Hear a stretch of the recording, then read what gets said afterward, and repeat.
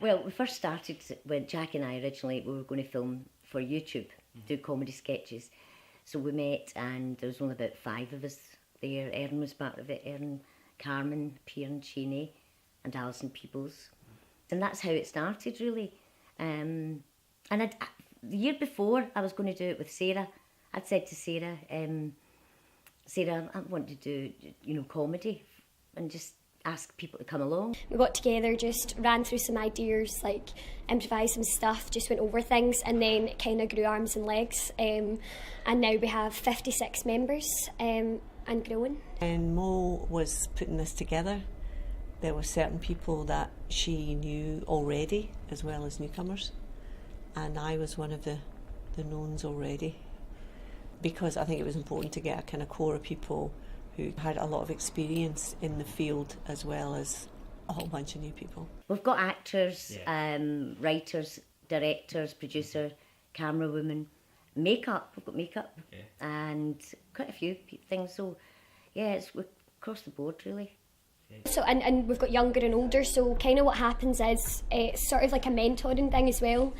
So the younger sort of members will learn a lot from the kind of more experienced actresses or writers. At the start there wasn't any strict schedule, we were just getting used to the group and the large numbers, but now we seem to be, thanks to like the artistic committee, we've got a structured plan each time we go into a meeting. Like today we did improv while the artistic committee had a meeting. I am now the artistic director of WitsHerFace. After we had an election, we had a meeting and we chose artistic director, HR, chairperson for the committee. We've got 2 committees. One is the artistic committee and the other one is management committee, we're called. And they're the nuts and bolts of the company. So that's HR, Natalia Cellino.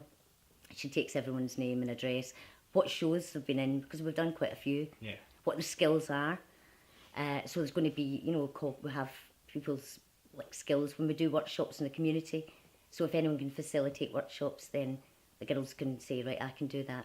I mean, that was one of the kind of like basis for Maureen and Jackie setting up WitsHerFace, was to have a forum to create new work created by women, not for women, but created by women. But one of the main aims right from the get-go, and it still is one of the main aims of the group, is to work very closely with the community and to develop what happens with the professional body of WitsHerFace, to take that then out into the community.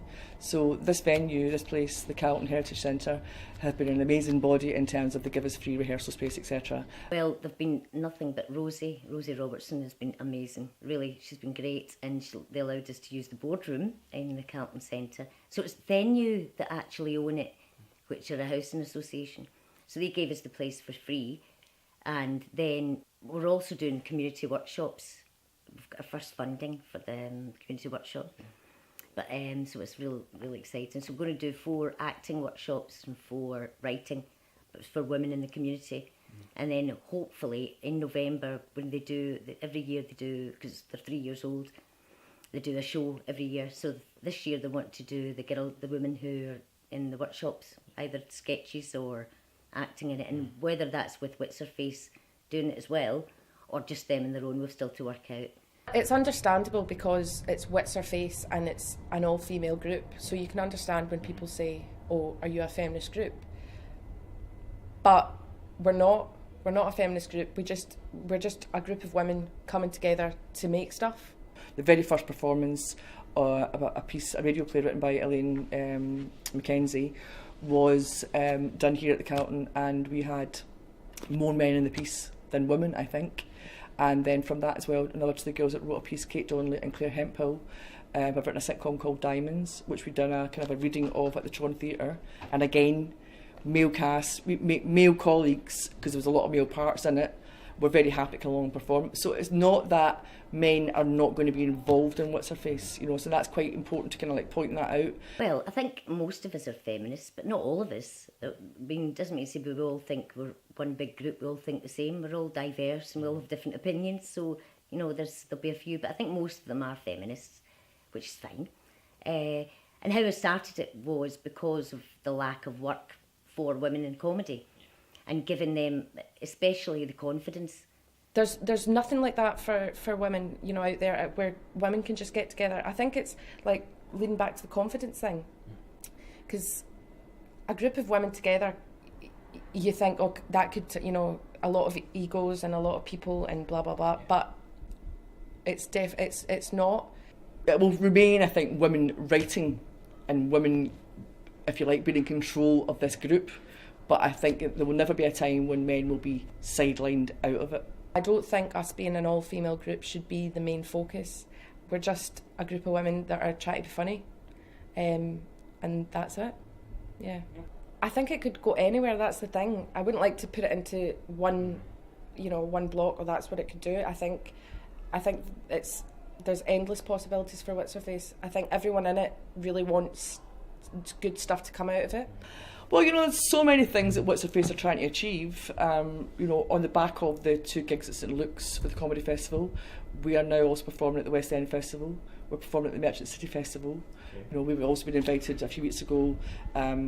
Owen Bell, who is a producer at the BBC Scotland, was doing a sort of a night of taster stuff at the stand, and he invited WitsHerFace along. So I think about maybe 6 of the girls went along and performed some of the stuff that they'd done in the show previously.